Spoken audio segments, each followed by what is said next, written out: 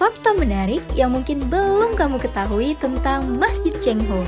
Bareng Yamaha Grand Villano, si hybrid irit yang bisa tembus sampai 60 km per liter. Assalamualaikum, halo Mance Bice.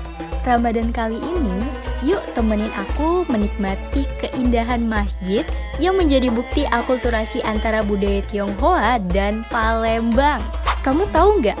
Kalau masjid yang memiliki nama asli Masjid Al-Islam Muhammad Cengho Sriwijaya ini adalah simbol akulturasi budaya yang unik banget loh, yang menggabungkan 3 dunia berbeda, yaitu Islam, Tionghoa, dan Palembang. Dibangun atas prakarsa komunitas Tionghoa Muslim untuk menghormati Laksamana Cengho. Lebih dari sekedar tempat ibadah, Masjid Cengho ini juga merupakan pusat pendidikan dan kebudayaan loh.